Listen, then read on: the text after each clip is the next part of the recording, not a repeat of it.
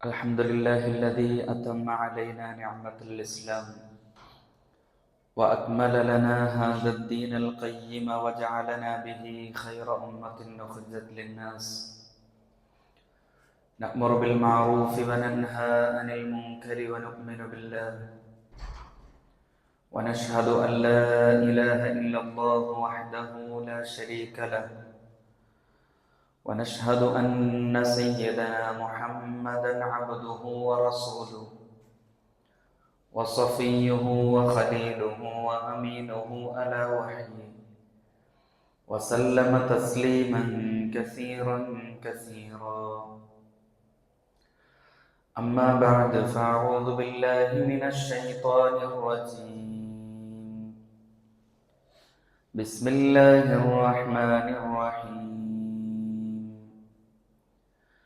وما من دابة في الأرض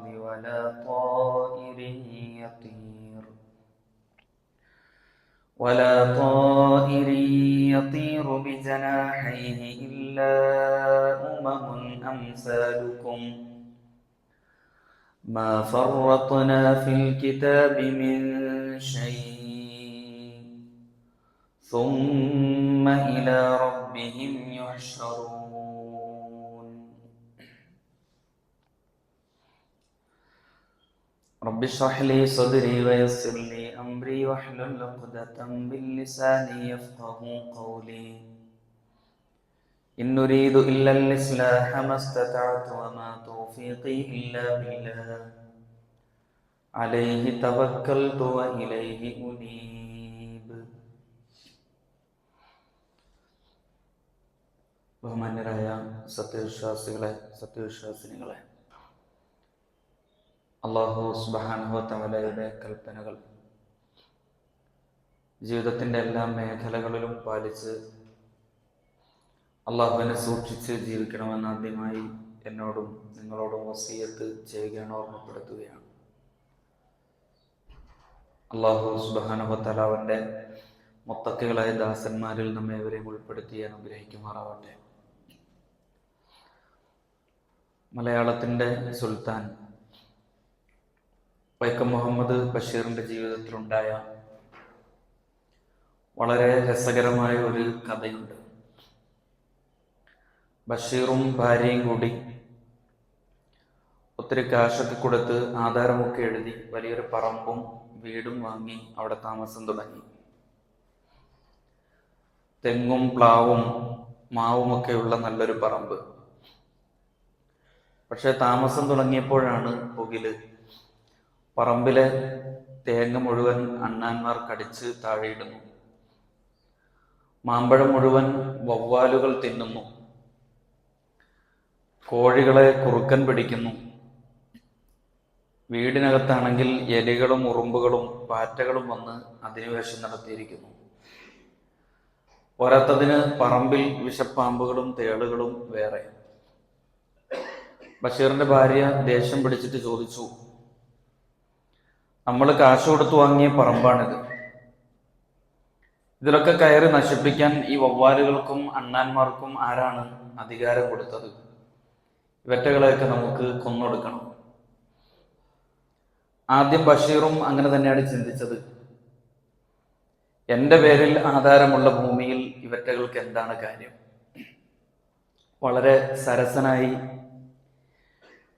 കഥകൾ എഴുതുന്ന വൈക്കം മുഹമ്മദ് ബഷീർ, അദ്ദേഹം ശാന്തനായി ചിന്തിച്ചപ്പോൾ അദ്ദേഹത്തിന് വലിയൊരു തിരിച്ചറിവുണ്ടായി. അദ്ദേഹം ഭാര്യയോട് പറഞ്ഞു, നമ്മൾ ആധാരം എഴുതി ഇവിടെ വരുന്നതിന് എത്രയോ നൂറ്റാണ്ടുകൾക്ക് മുമ്പ് അള്ളാഹു ഈ ഭൂമി ഇവിടെ പടച്ചിട്ടുണ്ട്. അന്നു മുതൽ ഈ അണ്ണാനും വവ്വാലും പാമ്പും ഒക്കെ ഇവിടെ ജീവിക്കുന്നവരാണ്. അതുകൊണ്ട് ആധാരപ്രകാരം ഇതിന്റെ ഉടമസ്ഥർ നമ്മളായിരിക്കാം. പക്ഷേ പ്രകൃതിയുടെ നിയമപുസ്തകത്തിൽ ഈ ഭൂമിയുടെ യഥാർത്ഥ അവകാശികൾ ആരാണ്? അവസാനം ബഷീർ ആ പറമ്പിലെ ജീവികളെ ഒന്നും കൊന്നില്ലെന്ന് മാത്രമല്ല, പാമ്പുകൾക്ക് കുടിക്കാൻ പാത്രത്തിൽ വെള്ളം വെച്ചു കൊടുത്തു. അണ്ണാനും വവ്വാലും അത് തിന്നാൻ വേണ്ടി പഴങ്ങൾ മാറ്റിവെച്ചു. അവരോടൊക്കെ ഇണങ്ങി ബഷീറും ഭാര്യയും ജീവിച്ചു. ഈ കഥ ബഷീറിന്റെ ഭൂമിയുടെ അവകാശികൾ എന്ന അദ്ദേഹത്തിന്റെ കഥയിൽ നിന്നുമാണ്. വൈക്കം മുഹമ്മദ് ബഷീറിന്റെ പാരിസ്ഥിതിക ബോധത്തിന്റെ ഏറ്റവും മികച്ച ഉദാഹരണമാണ് അദ്ദേഹത്തിന്റെ പുസ്തക കൂട്ടങ്ങളിൽ തേന്മാവ് പോലെ മറ്റൊരു കഥയാണ് ഭൂമിയുടെ അവകാശികൾ എന്ന കഥ. ഇന്ന് ഒരു ജൂൺ 5 പരിസ്ഥിതി ദിനമാണ്. ചുറ്റുമുള്ള ലോകത്തെ മനുഷ്യൻ എങ്ങനെയാണ് അവന്റെ പരിസരത്തെ, അവന്റെ ചുറ്റുപാടുകളെ മനുഷ്യൻ എങ്ങനെയാണ് സ്വാർത്ഥതയോട് കാണുന്നതെന്നും പ്രകൃതി അതിനോട് എങ്ങനെ പ്രതികരിക്കുന്നുവെന്നും ഭൂമിയുടെ അവകാശികൾ എന്ന കഥ അതിമനോഹരമായി ചർച്ച ചെയ്യുന്നുണ്ട്. ബഷീറിന്റെ പാരിസ്ഥിതിക ദർശനങ്ങൾ മലയാള സാഹിത്യത്തിൽ എപ്പോഴും വേറിട്ട് നിൽക്കുന്ന ദർശനങ്ങളാണ്. പ്രകൃതിയെ കേവലം മനുഷ്യ കേന്ദ്രീകൃതമായി മാത്രം കാണാതെ ഈ ഭൂമിയും ഈ പ്രപഞ്ചവും മുഴുവൻ എല്ലാ ജീവജാലങ്ങൾക്കും അവരുടേതായ ധർമ്മവും കർമ്മവും ഈ ലോകത്ത് നിർവഹിക്കാനുണ്ട് എന്ന ഏറ്റവും വിപ്ലവകരമായ സന്ദേശമാണ് ഈ കഥയിലൂടെ അദ്ദേഹം പറഞ്ഞു വയ്ക്കുന്നത്.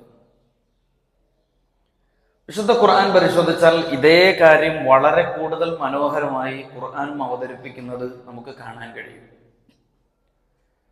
ഞാൻ ആമുഖമായി ഓതിവെച്ച ആയത്തിൽ അല്ലാഹു തആല അത്തരത്തിലുള്ള ഒരു പ്രാപഞ്ചിക വീക്ഷണത്തെ കുറിച്ചാണ് പറയുന്നത്. അല്ലാഹു പറയുന്നു, വമാ മിൻ ദാബത്തിൻ ഫിൽ അർളി വലാ ത്വാഇരി യതീറു ബിജനാഹിഹി ഇല്ലാ ഉമമുൻ അംസാലുക്കും. ഭൂമിയിലുള്ള ഏതൊരു ജന്തുവാകട്ടെ, സ്വന്തം ഇരു ചിറകുകൾ കൊണ്ട് പറക്കുന്ന ഏത് പക്ഷിയുമാവട്ടെ, ഇല്ല ഉമമുൻ അംസാലുക്കും, അവയെല്ലാം നിങ്ങളെപ്പോലെയുള്ള ചില സമൂഹങ്ങൾ മാത്രമാകുന്നു. മാ ഫറത്നാ ഫിൽ കിതാബി മിൻ ഷൈഇൻ സുമ്മ ഇലാ റബ്ബിഹിം യഹ്ശറൂൻ. വേദഗ്രന്ഥത്തിൽ നാം യാതൊന്നും വീഴ്ച വരുത്തിയിട്ടില്ല. വിശുദ്ധ ഖുർആനിൽ പറഞ്ഞതൊന്നും അമിതമല്ല, ഒന്നും കുറയ്ക്കാനുമില്ല. സുമ്മ ഇലാ റബ്ബിഹിം യഹ്ശറൂൻ, പിന്നീട് തങ്ങളുടെ രക്ഷിതാവിലേക്ക് അവർ ഒരുമിച്ച് കൂട്ടപ്പെടുന്നതാണ്. വിശുദ്ധ ഖുർആൻ പരിശോധിച്ചാൽ ഖുർആനിലെ അതിമനോഹരമായ ആയത്തുകളിൽ ഒന്നായി സൂറത്തുൽ അൻആമിലെ 38 ഈ ആയത്തിന് നമുക്ക് വായിച്ചെടുക്കാൻ കഴിയും. അല്ലാഹു തആല ഈ പറഞ്ഞു വെച്ച ആയത്തിന്റെ ബാക്കി ഭാഗത്ത് വളരെ ഗൗരവമുള്ള 2 കാര്യങ്ങൾ അല്ലാഹു തആല നമ്മെ ഓർമ്മപ്പെടുത്തുന്നുണ്ട്. ഭൂമിയിലൂടെ ഇഴഞ്ഞു നടക്കുന്ന ഇടജന്തുക്കളും ജീവജാലങ്ങളും വാനലോകത്ത് പാറി നടക്കുന്ന പക്ഷികളും നിങ്ങളെപ്പോലെയുള്ള സമുദായമാണ് എന്ന് പറഞ്ഞിട്ട് അല്ലാഹു തആല പറഞ്ഞ ഒന്നാമത്തെ കാര്യം, മാ ഫറത്നാ ഫിൽ കിതാബി മിൻ ഷൈഇൻ, ഈ വേദഗ്രന്ഥത്തിൽ നാം യാതൊന്നും വീഴ്ച വരുത്തിയിട്ടില്ല, ഒന്നും വിട്ടുപോയിട്ടില്ല. ഈ പ്രപഞ്ചത്തിന്റെ യാഥാർത്ഥ്യം മനസ്സിലാക്കാൻ ആവശ്യമായ ഒരൊറ്റ കാര്യവും വിശുദ്ധമായ ഖുർആൻ പറയാതെ പോയിട്ടില്ല.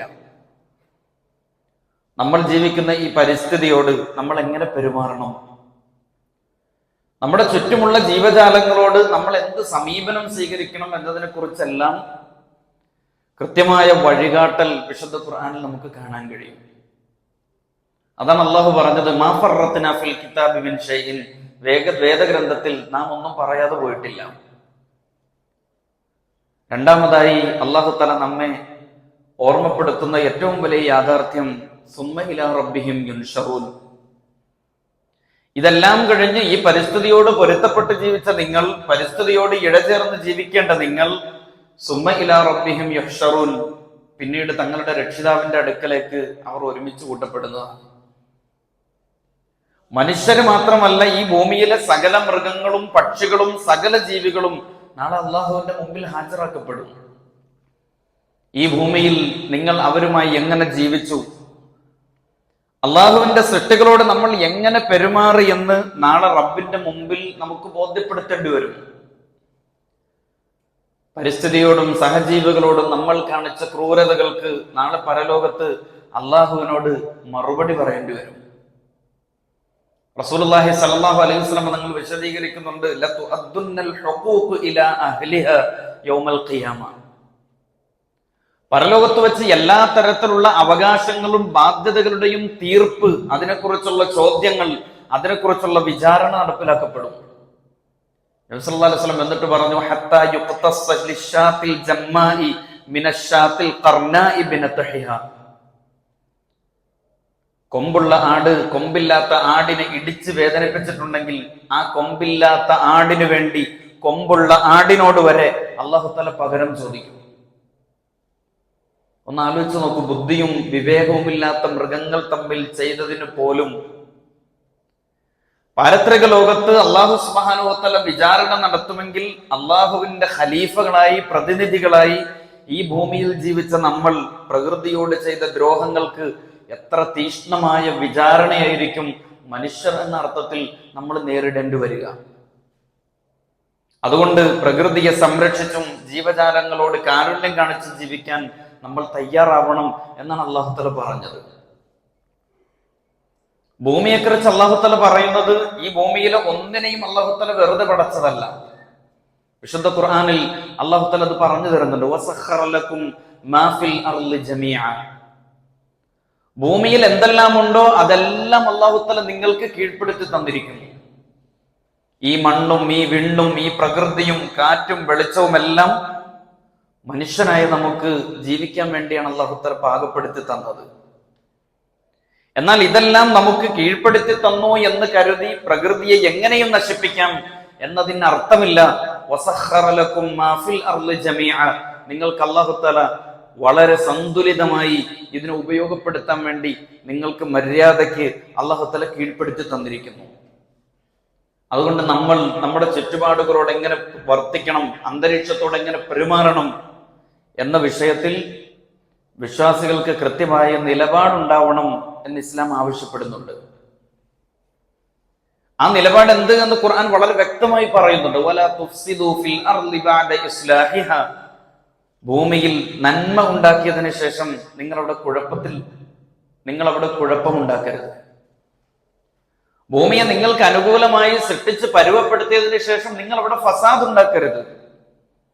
പരിസ്ഥിതിയെ തകർക്കുന്ന അസന്തുലിതമായ ഒരു സാഹചര്യവും വിശ്വാസിയുടെ ഭാഗത്ത് നിന്ന് ഒരു നടപടിക്രമവും ഉണ്ടാവാൻ പാടില്ല എന്നത് അല്ലാഹു തആല ഈ ഭൂമിയിലേക്ക് നമ്മളെ നിശ്ചയിച്ചപ്പോൾ ഏറ്റവും പ്രധാനപ്പെട്ട നിർദ്ദേശമാണ്. 3 കാര്യങ്ങൾ നമുക്ക് ഈ പ്രപഞ്ചത്തിൽ ഈ ഭൂമിയിൽ നിർവഹിക്കാനുണ്ട്. ഒന്നാമത്തത് അള്ളാഹുവിനുള്ള ഇബാദത്താണ്. അത് ആരാധന രൂപത്തിൽ നമ്മളത് ചെയ്യുന്നുണ്ട്. രണ്ടാമത്തത് ഖിലാഫത്താണ്. ഈ ഭൂമിയിൽ അള്ളാഹു നമ്മളെ പ്രതിനിധികളാക്കി നമ്മളെ ഏൽപ്പിച്ചിരിക്കുകയാണ്. ചില ദൗത്യങ്ങൾ നിർവഹിക്കാനുണ്ട്. മൂന്നാമത്തേത് ഇമാറത്താണ്. ഈ ഭൂമിയുടെയും ഈ പ്രപഞ്ചത്തിന്റെയും നാം ചവിട്ടി നടക്കുന്ന മണ്ണിന്റെ പരിപാലന ക്രിയയാണ്. പ്രകൃതിയെ മലിനപ്പെടുത്തുന്നതും അനാവശ്യമായി വനനശീകരണം നടത്തുന്നതും ജലാശയങ്ങളും മലിനമാക്കുന്നതെല്ലാം വിശുദ്ധ ഖുർആനിന്റെ ഭാഷയിൽ അൽ ഫസാദ് എന്ന അർത്ഥത്തിൽ വരുമെന്ന് ഈ ആയത്തിനെ വിശദീകരിച്ചുകൊണ്ട് മുഫസ്സിറുകൾ പറയുന്നുണ്ട്.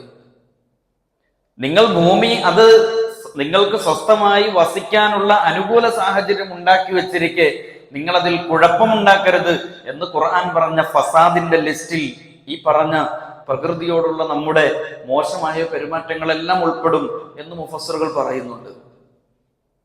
അതുകൊണ്ട് ഈ ഭൂമിയിൽ ജീവിക്കുമ്പോൾ വിശ്വാസികൾ 2 സമൂഹങ്ങളെ സവിശേഷമായി ശ്രദ്ധിക്കണം. അതിലൊന്നാമത്തേത് നമ്മളല്ലാത്ത ജീവിവർഗങ്ങളാണ്. നമ്മളല്ലാത്ത ജീവിവർഗങ്ങളോട് നമ്മൾ ഏത് സമീപനമാണ് പുലർത്താറുള്ളത്?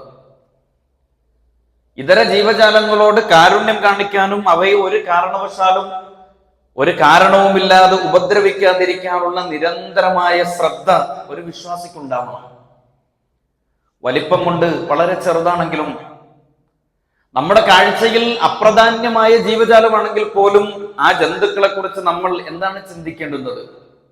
എന്തിനാണ് നമ്മൾ അവയെ സംരക്ഷിക്കേണ്ടുന്നത്? അല്ലാഹു തആല നിരന്തരമായി ഉറുമ്പിനെ കുറിച്ചും തേനീച്ചയെ കുറിച്ചും ഒരുപക്ഷെ നമ്മുടെ കണ്ണിന്റെ കാഴ്ചയ്ക്ക് വളരെ ചെറുതായിട്ടുള്ള ജീവജാലങ്ങളെ പോലും ചേർത്ത് വെച്ചുകൊണ്ട് അല്ലാഹു തആല പറയുമ്പോൾ അവിടെയെല്ലാം നിങ്ങൾക്ക് തിരിച്ചറിവുണ്ടാവാൻ വേണ്ടി, നിങ്ങൾ ആലോചിക്കാൻ വേണ്ടി, നിങ്ങൾ ചിന്തിച്ച് മനസ്സിലാക്കാൻ വേണ്ടി എന്ന് അല്ലാഹു തആല എന്തിനു പറയുന്നു? അവയെ സൃഷ്ടിച്ച അള്ളാഹുവിന്റെ മഹത്വം തിരിച്ചറിയാൻ വേണ്ടിയാണ് യഥാർത്ഥത്തിൽ നമുക്ക് ചുറ്റുമുള്ള ചെറുതും വലുതുമായ ജീവജാലങ്ങൾ. പ്രകൃതിയിലെ ഓരോ ജീവിയിലേക്ക് നോക്കുമ്പോൾ അള്ളാഹുവിന്റെ അപാരമായ സൃഷ്ടി വൈഭവമാണ് യഥാർത്ഥത്തിൽ നമ്മുടെ മുമ്പിൽ തെളിയുന്നത്. അതുകൊണ്ടാണ് ഖുർആൻ നമ്മളോട് പറഞ്ഞത് വഇന്നലകും ഫിൽ അൻആമി ലഇബ്റ, തീർച്ചയായും നിങ്ങൾക്ക് കന്നുകാലികളിൽ വലിയ ദൃഷ്ടാന്തമുണ്ട്. കന്നുകാലികളിൽ നിങ്ങൾക്ക് വലിയ ആലോചിക്കാനുള്ള ചില കാര്യങ്ങൾ നിങ്ങൾക്കുണ്ട്. മൃഗങ്ങളിലും പക്ഷികളിലും അള്ളാഹുവിന്റെ വലിയ അടയാളങ്ങളുണ്ട്. അവയെ നശിപ്പിക്കുക എന്ന് പറഞ്ഞാൽ അള്ളാഹുവിന്റെ ദൃഷ്ടാന്തങ്ങളെ ഇല്ലാതാക്കുക എന്നാണ് അർത്ഥം. അതുകൊണ്ട് പ്രകൃതിയെയും അതിലെ ജീവജാലങ്ങളെയും അള്ളാഹുവിലേക്ക് അടുക്കാനുള്ള വഴിയായി നിങ്ങൾ സമീപിക്കേണ്ടതുണ്ട്, കാണേണ്ടതുണ്ട് എന്ന് അള്ളാഹു സുബ്ഹാനഹു വ തആല നമ്മെ ഓർമ്മപ്പെടുത്തുകയാണ്. വിശുദ്ധ ഖുർആൻ എടുത്ത് പരിശോധിച്ചാൽ, വിശുദ്ധ ഖുർആനിലെ സൂറത്തുകൾ എടുത്ത് പരിശോധിച്ചാൽ അത്ഭുതകരമായ ചില കാഴ്ചകൾ, ചില വർത്തമാനങ്ങൾ നമുക്ക് കാണാൻ കഴിയും. ഖുർആനിലെ പ്രധാനപ്പെട്ട ചില സൂറത്തുകളുടെ നാമങ്ങൾ അറിയപ്പെടുന്നത് ചില ജീവജാലങ്ങളുടെ പേരിലാണ്. ഏറ്റവും വലിയ സൂറത്ത് അൽ ബഖറ, പശു എന്നാണ് അതിന്റെ അർത്ഥം. അൽ അൻകബൂത്ത്, ചിലന്തി എന്നാണ് ഖുർആൻ ആ സൂറത്തിന് നാമകരണം ചെയ്തത്. അന്നംല്, ഉറുമ്പ് എന്നാണ് അല്ലാഹു തആല ഒരു സൂറത്തിന് നാമകരണം ചെയ്തത്. അന്നഹ്ല്, തേനീച്ച എന്നാണ് മറ്റൊരു സൂറത്തിന് അല്ലാഹു തആല പേരിട്ടിരിക്കുന്നത്. നമ്മളൊന്ന് ആലോചിച്ച് നോക്കൂ. ഹുദല്ലിന്നാസ്, മനുഷ്യർക്ക് വഴികാട്ടി എന്ന് വിശുദ്ധ ഖുർആൻ തന്നെ പരിചയപ്പെടുത്തുന്ന ആ ഗ്രന്ഥത്തിലെ സുപ്രധാനമായ അധ്യായങ്ങൾക്ക്, മനുഷ്യർക്ക് ദിശാബോധം നൽകേണ്ടുന്ന വചനങ്ങളുടെ കൂട്ടത്തിന് അല്ലാഹു തആല നൽകിയ പേര് ജീവജാലങ്ങളുടെ പേരാണ്. ഇതിലൂടെ അള്ളാഹു നൽകുന്ന സന്ദേശം വളരെ വ്യക്തമാണ്. നമ്മളെപ്പോലെ തന്നെ ഈ ഭൂമിയിൽ ജീവിക്കാൻ അവകാശമുള്ള സമുദായങ്ങളും സമൂഹങ്ങളുമാണ് അവർ. വമാ മിൻ ദാബത്തിൻ ഫിൽ അർളി വലാ ത്വാഇരിൻ യതീറു ബിജനാഹിഹി ഇല്ലാ ഉമമുൻ അംസാലുക്കും, നിങ്ങളെപ്പോലെയുള്ള ഉമ്മത്തുകളാണ് അവർ. ആ ജീവജാലങ്ങളോടുള്ള കാരുണ്യം,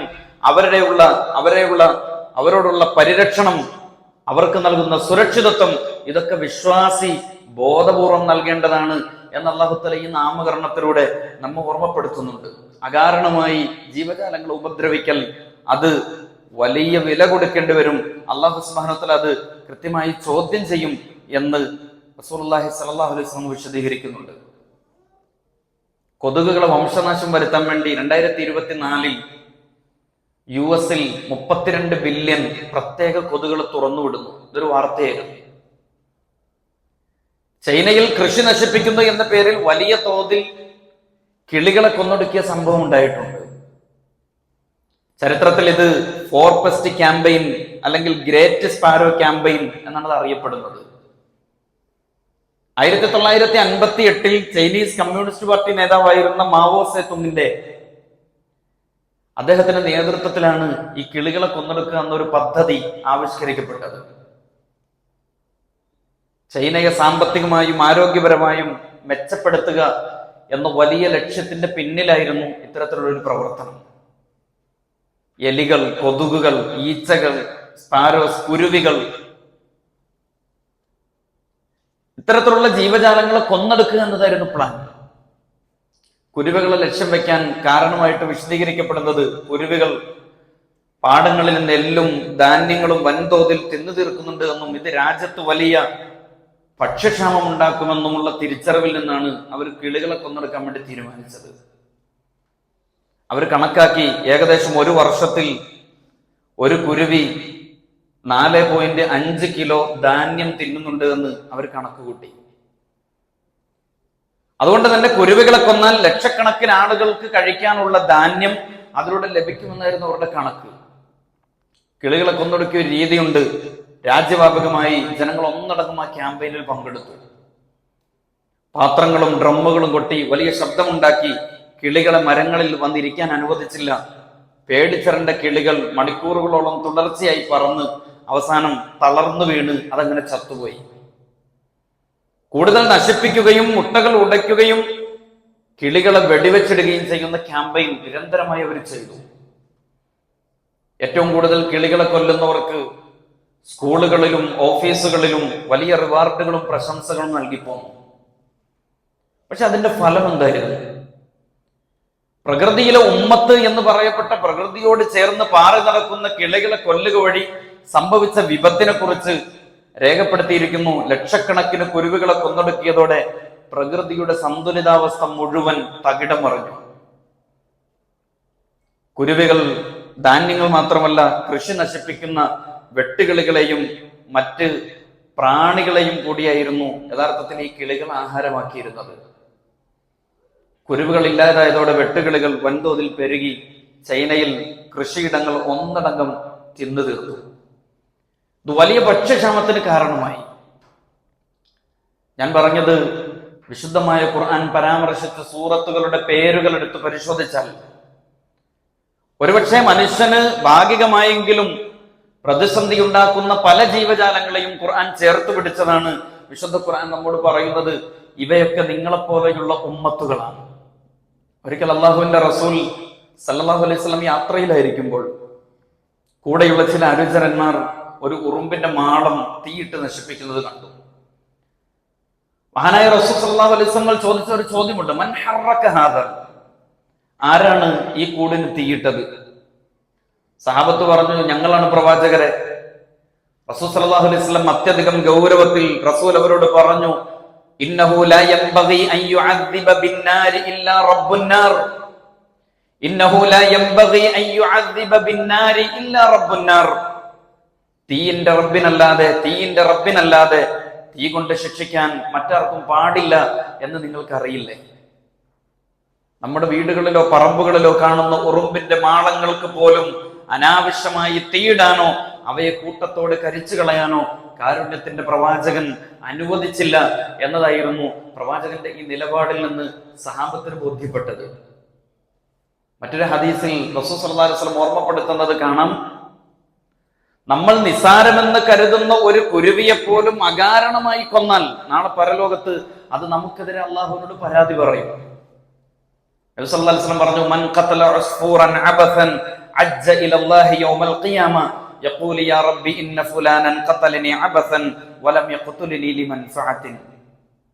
റസൂൽ പറഞ്ഞു, ആരെങ്കിലും ഒരു കുരുവിയെ വിനോദത്തിനു വേണ്ടി അകാരണമായി കൊന്നാൽ, ഒരു കളിതമാശയ്ക്ക് കൊന്നാൽ, ഖിയാമത്ത് നാളിൽ ആ കുരുവി അജ്ജ ഇലല്ലാഹി യൗമൽ ഖിയാമ, അല്ലാഹുവിന്റെ മുമ്പിൽ നിലവിളിച്ചുകൊണ്ട് ആ കുരുവി പറയുമത്രേ, യാ റബ്ബി ഇന്ന ഫുലാനൻ ഖതലനി അബസൻ വലം യഖ്തുലനി മൻഫഅതൻ. എന്റെ റബ്ബേ, ഇന്നയാൾ എന്നെ ഒരു ആവശ്യവുമില്ലാതെ വെറുതെ രസത്തിന് വേണ്ടി കൊന്നതാണ്, ഒന്നിനും വേണ്ടിയല്ല അയാൾ എന്നെ കൊന്നത്, അയാൾക്ക് കൊന്നത് കൊണ്ടൊരു പ്രയോജനവും കിട്ടിയില്ല. ഒരു കുരുവി അള്ളാഹുവിന്റെ മുമ്പിൽ പരാതി പറയുമെന്ന് റസൂൽ സല്ലല്ലാഹു അലൈഹി വസല്ലം. നമ്മുടെ ചുറ്റുപാടും അധിവസിക്കുന്ന ജീവജാലങ്ങളോട് നാം എങ്ങനെ പെരുമാറണം, അവർക്ക് സുരക്ഷിതത്വം ഏർപ്പെടുത്തുന്ന നിലയിൽ എന്ത് നിലപാട് നമ്മൾ സ്വീകരിക്കണം എന്നിടത്തേക്കാണ് ദീൻ പഠിപ്പിക്കുന്നത്. പരിസ്ഥിതിയുമായി ബന്ധപ്പെട്ട് ദീൻ നമ്മെ പഠിപ്പിക്കുന്ന രണ്ടാമത്തെ കാര്യം, നമ്മൾ ഈ സസ്യലോകത്തെ സംരക്ഷിക്കണമെന്നാണ്. നമുക്ക് ചുറ്റുമുള്ള പച്ചപ്പ് നിറഞ്ഞ അന്തരീക്ഷം പരിപാലിക്കുക, മരങ്ങൾ നട്ടുപിടിപ്പിക്കുക എന്നത് ഒരു വിശ്വാസിയുടെ ഏറ്റവും പ്രധാനപ്പെട്ട ദൗത്യങ്ങളിൽ ഒന്നാണ്. ഈ ഭൂമിയുടെ ഇമാറത്തിന്റെയും ഖിലാഫത്തിന്റെയും ഉത്തരവാദിത്തങ്ങളിൽ ഒന്നാണ് യഥാർത്ഥത്തിൽ മരങ്ങൾ നട്ടുപിടിപ്പിക്കുക, സസ്യലോകത്തെ അതിനെ പരിരക്ഷിക്കുക എന്നുള്ളത് എന്ന് ദീൻ പഠിപ്പിക്കുന്നു. നമ്മൾ ചെയ്യുന്ന മറ്റേത് നന്മകളെ പോലെയും ഉദാത്തമായ ഒരു നന്മയായിട്ട് ദീനുൽ ഇസ്ലാം അത് പറയുന്നുണ്ട്. റസൂലുള്ളാഹി സ്വല്ലല്ലാഹു അലൈഹി വസല്ലം വിശദീകരിക്കുന്ന ഒരു ഹദീസിൽ കാണാം, മൻ നസബ ശജറതൻ ഫസബറ അലാ ഹിഫ്ലിഹാ, ആരെങ്കിലും ഒരു മരം നട്ടു, ഫസബറ അലാ ഹിഫ്ലിഹാ, അതിനെ പരിരക്ഷിക്കുന്നതുവരെ ക്ഷമാപൂർവം അതിന്റെ പിന്നാലെ നടന്നു, വൽ ഖിയാമി അലൈഹാ ഹത്താ തുസ്മിർ, അങ്ങനെ അതിനെ പരിപാലിച്ച് അത് ഒരു ഫലം നൽകി. നബി സല്ലല്ലാഹു അലൈഹി വസല്ലം പറഞ്ഞു, ഫഇന്ന ലഹു ഫീ കുല്ലി ഷൈഇൻ യുസാബു മിൻ സമരിഹാ സദഖത്തുൻ ഇൻദല്ലാഹ്, ആ മരത്തിന്റെ ഫലത്തിൽ നിന്നും ഭുജിക്കപ്പെടുന്ന ഓരോന്നിലും ഭക്ഷിക്കപ്പെടുന്ന ഓരോന്നിലും അള്ളാഹുവിന്റെ അടുക്കൽ അവന് വലിയ പ്രതിഫലമുള്ള ധർമ്മമുണ്ട്, സദഖയുണ്ട് എന്ന് പ്രവാചകൻ സല്ലല്ലാഹു അലൈഹി വസല്ലം വിശദീകരിച്ചു. നമ്മളൊരു ആശുപത്രി പണിത് കൊടുക്കുന്നത് പോലെ, വിദ്യാലയങ്ങളും ലൈബ്രറികളും നിർമ്മിച്ചു കൊടുക്കുന്നത് പോലെ വലിയൊരു പുണ്യപ്രവർത്തിയാണ് ഒരു മരം നട്ടുപിടിപ്പിക്കുക എന്ന് ദീൻ പഠിപ്പിക്കുന്നു. അത് മനുഷ്യന് നാളെ പരലോകത്ത്, ദുനിയാവിലും പരലോകത്തും ഉപകരിക്കുന്ന അണമുറിയാത്ത സദഖയാണ്. നമ്മൾ നട്ട ആ മരം ഭൂമിയിൽ പച്ച പിടിച്ചു നിൽക്കുമ്പോൾ, അത് നിലനിൽക്കുന്നിടത്തോളം കാലം, അത് ഫലം നൽകുന്നിടത്തോളം കാലം, മരണപ്പെട്ടാലും ഒരാൾക്ക് സദഖത്തുൻ ജാരിയയാണ്, ഒഴുകുന്ന അണമുറിയാത്ത സദഖയാണ് എന്ന് പ്രവാചകൻ സല്ലല്ലാഹു അലൈഹി വസല്ലം വിശദീകരിക്കുന്നു.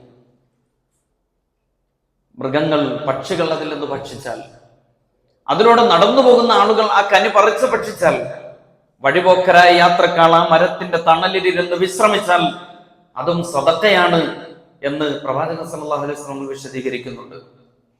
നമ്മളൊക്കെ 5 വഖത്ത് നമസ്കരിക്കുന്നവരാണ്. ആ നമസ്കാരത്തിന്റെ നിബന്ധനയിൽ ഏറ്റവും പ്രധാനപ്പെട്ട ഷർത്തുകളിലൊന്നായി ദീൻ പഠിപ്പിച്ച ഒരു കാര്യമുണ്ട്. നമസ്കരിക്കുന്ന സ്ഥലം അത് ശുദ്ധിയാവണം. ഇതര ജീവജാലങ്ങളോട് നമുക്ക് കൂറുവേണ്ടതുപോലെ, നമുക്ക് ചുറ്റും വളർന്നു പന്തലിക്കുന്ന പച്ചമരങ്ങളോട് നമുക്ക് കൂറുവേണ്ടതുപോലെ വളരെ പ്രധാനപ്പെട്ട ഒരു ഇടമാണ് നാം ഉപയോഗപ്പെടുത്തുന്ന പരിസരം. നമസ്കരിക്കുന്ന സ്ഥലം ശുദ്ധിയാവണമെന്നത് നമസ്കാരത്തിന്റെ ഷർത്തുകളിൽ ഒന്നാണ്. എന്നാൽ ഇത് കേവലം നമസ്കാരപ്പായിലോ പള്ളിയിലോ മാത്രം ഒതുക്കേണ്ട നിബന്ധനയല്ല. അതിന്റെ പിന്നിൽ വലിയൊരു പരിസ്ഥിതി ബോധം യഥാർത്ഥത്തിൽ ദീൻ നൽകുന്നുണ്ട്. നമ്മൾ വൃത്തിയായാൽ മാത്രം പോരാ, നമ്മൾ ജീവിക്കുന്ന നമ്മുടെ ചുറ്റുപാടും വൃത്തിയാവണം. നിങ്ങളുടെ ശരീരം മാത്രം വൃത്തിയായാൽ പോരാ, നിങ്ങൾ നമസ്കരിക്കുന്ന സ്ഥലം വൃത്തിയാവണം എന്ന് പറഞ്ഞാൽ അത് പള്ളിക്കുള്ളിലോ അല്ലെങ്കിൽ ഒരു 4 ചുവരിൽ മുസല്ലയിട്ട് വിരിക്കുന്ന ഇടം മാത്രമല്ല, മറിച്ച് അതിനേക്കാൾ വിശാലമായ ഒരു പരിസ്ഥിതി ബോധത്തിന്റെ വിശാലമായ സങ്കല്പത്തെ കുറിച്ചാണ് ദീൻ അങ്ങനെ ഒരു നിബന്ധന വെച്ചത്. പ്രകൃതിയെ മലിനപ്പെടുത്തിക്കൊണ്ട് വഴിയരികിലും ജലാശയങ്ങളിലും മാലിന്യങ്ങൾ വലിച്ചെറിഞ്ഞ് പ്രകൃതിയെ ദ്രോഹിച്ചുകൊണ്ട് നിങ്ങൾ നിർവഹിക്കുന്ന നമസ്കാരങ്ങൾ അത് അള്ളാഹുവിന് ആവശ്യമില്ല. സുബഹി നമസ്കാരത്തിന് പള്ളിയിലേക്ക് വരുമ്പോൾ വീട്ടിലെ മാലിന്യങ്ങൾ കെട്ടിയൊതുക്കി ആരും അറിയാതെ അത് വഴിയിലേക്ക് തള്ളുന്ന ആളുകൾ, അത്തരം ആളുകളുടെ നമസ്കാരങ്ങൾ അള്ളാഹുവിന് ആവശ്യമില്ല.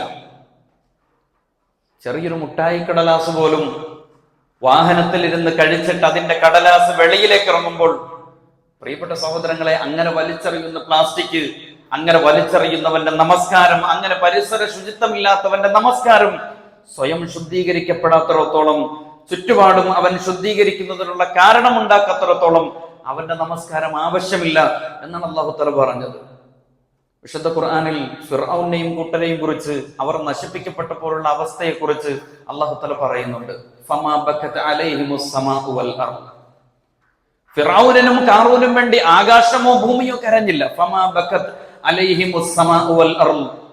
ഖാറൂൻ ചത്തുമലച്ചപ്പോഴും, ഖാറൂൻ ഫിർഔൻ മുങ്ങിച്ചത്തപ്പോഴും ഒരു മനുഷ്യനും അവന് വേണ്ടി നിലവിളിച്ചില്ല. സൂറത്തുൽ ദുഖാനിലെ 29-ാമത്തെ ആയത്താണ്. എന്തിനാണ് അല്ലാഹു തആല അത് പറഞ്ഞത്? പ്രകൃതിയോട് ദ്രോഹം ചെയ്ത, ചുറ്റുപാടുകളുടെ മുമ്പിൽ അഹങ്കാരത്തിന്റെ നിലപാട് സ്വീകരിച്ച, അള്ളാഹുവിന്റെ ഭൂമിയിൽ അഹങ്കരിച്ചു നടന്ന ആ വലിയ പാപികൾ മൺമറഞ്ഞപ്പോൾ ഭൂമിയും ആകാശവും സന്തോഷിക്കുകയാണ് ചെയ്തത്. എന്നാൽ ഇതിന്റെ നേർവിപരീതമാണ് ഒരു വിശ്വാസിയുടെ അവസ്ഥയെന്ന് മഹത്തുക്കൾ പഠിപ്പിക്കുന്നുണ്ട്. ഈ ആയത്തിന്റെ വ്യാഖ്യാനത്തിൽ സലഫ് സാലിഹ്യങ്ങളായ മുഫസ്സിറുകൾ ഈ ആയത്തിന്റെ വിശദീകരണം നൽകുന്നത് കാണാം. പ്രശസ്ത താബിഈ വര്യൻ ഹസൻ ബസരി റഹ്മഹുല്ല, ഇമാം അത്താഉൽ ഖുറാസാനി റഹ്മഹുല്ല, ഇവർ വിശദീകരിക്കുന്നത് കാണാം. ഇദാ മാത്തൽ അബ്ദുസ് സാലിഹു, സാലിഹായ ഒരു മനുഷ്യൻ മരണപ്പെട്ടു കഴിഞ്ഞാൽ, ബകാ അലൈഹി മൗളിആൻ, 2 സ്ഥലങ്ങൾ അവന് വേണ്ടി കരയും.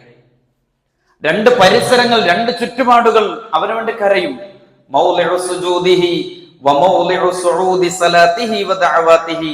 സത്വൃത്തനായ ഒരു ദാസൻ മരണപ്പെട്ടാൽ അവനെ ഓർത്ത് കരയുന്ന, കണ്ണീർ വാർക്കുന്ന 2 സ്ഥലങ്ങൾ, അവൻ ഭൂമിയിൽ അള്ളാഹുവിന് വേണ്ടി സുജൂദ് ചെയ്ത സ്ഥലവും അവന്റെ നമസ്കാരങ്ങളും പ്രാർത്ഥനകളും ആകാശത്തേക്ക് ഉയർന്നുപോയ വഴികളുമാണ് എന്ന് ഈ ആയത്ത് വിശദീകരിച്ചുകൊണ്ട് ഫിർഔനിന് വേണ്ടി കരയാത്ത ഒരു ലോകം, മറ്റൊരു മനുഷ്യരെ കുറിച്ച് അവനെ ഓർത്തുകൊണ്ട് കരയുന്ന 2 ഇടങ്ങൾ വിശദീകരിക്കുന്നുണ്ട് സലഫ് സാലിഹുകളായ പണ്ഡിതന്മാർ.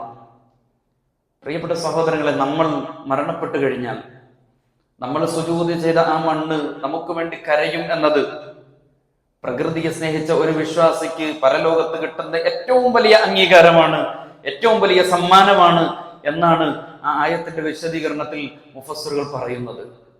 ഒരു യഥാർത്ഥ വിശ്വാസിയെ സംബന്ധിച്ചിടത്തോളം ജീവിച്ച ഇടങ്ങളൊക്കെയും അവൻ ജീവിക്കുന്ന സ്ഥലങ്ങളൊക്കെയും എന്നും പച്ചപ്പുള്ളതും പവിത്രവുമായിരിക്കും. അങ്ങനെയുള്ള ഒരു മനുഷ്യൻ ഭൂമിയിൽ നിന്ന് വിടവാങ്ങുമ്പോൾ തന്നെ നന്നായി നോക്കിയ ഒരു സംരക്ഷകന്റെ വിയോഗത്തിലാണ് യഥാർത്ഥത്തിൽ ആ ഭൂമി ദുഃഖിക്കുന്നത്. ഭൂമി ആ മനുഷ്യനെ ഓർത്ത് കരയുകയാണ് എന്നാണ് പണ്ഡിതന്മാർ പറയുന്നത്. നാം പോയി മറയുമ്പോൾ നമ്മെ ഓർത്ത് കണ്ണീർ വാർക്കാൻ ഈ പ്രപഞ്ചത്തിൽ ഒരിടമെങ്കിലും ബാക്കി വയ്ക്കാൻ ആ ഒരു ശ്രമമായിരിക്കണം ജൂൺ 5 മാത്രം പ്രത്യേകം ഉണരേണ്ടുന്ന പരിസ്ഥിതി ബോധത്തിനും അപ്പുറത്ത് വിശുദ്ധ ഖുർആനിന്റെ അധ്യാപനങ്ങളും ആയത്തുകളും പരിശോധിച്ചാൽ നാം ഈ ലോകത്ത് നിന്ന് വിട പറയുമ്പോൾ നമ്മെ ഓർത്ത് കണ്ണീർ വാർക്കാൻ ഈ പ്രപഞ്ചത്തിലെ ഒരുപാട് ഇടങ്ങൾ ബാക്കിയുണ്ടാവണം എന്ന പ്രതിജ്ഞയോടുകൂടി വേണം പ്രിയപ്പെട്ട സഹോദരങ്ങൾ അങ്ങോട്ട് ഓരോ ദിവസവും ജൂൺ 5 മാത്രമല്ല ഓരോ ദിവസവും മുമ്പോട്ട് കൊണ്ടുപോകാൻ ആത്മാർത്ഥമായ അർത്ഥത്തിൽ പരിശ്രമിക്കാൻ അള്ളാഹു സുബ്ഹാനഹു വ തആല നമ്മേവരെയും അനുഗ്രഹിക്കുമാറാവട്ടെ. അവന്റെ ദീനിന്റെ മാർഗത്തിൽ ഈ പ്രപഞ്ചത്തെയും ഈ ഭൂമിയെയും ഈ പ്രപഞ്ചത്തിലെ എല്ലാ സംവിധാനങ്ങളെയും ഉറവിടങ്ങളെയും ഏറ്റവും നന്നായി പരിരക്ഷിക്കുന്ന ആ അർത്ഥത്തിൽ അള്ളാഹുവിന്റെ അടുക്കൽ തികഞ്ഞ മുഅ്മിനായി അള്ളാഹു സ്വീകരിക്കുന്ന ആളുകളിൽ അള്ളാഹു തആല നമ്മേവരെയും ഉൾപ്പെടുത്തി അനുഗ്രഹിക്കുമാറാവട്ടെ. അഖൂലു ഖൗലി ഹാദാ അസ്തഗ്ഫിറുല്ലാഹൽ അലീം ലി വലക്കും വസ്തഗ്ഫിറൂ ഇന്നഹു ഹുവൽ ഗഫൂറുർ റഹീം.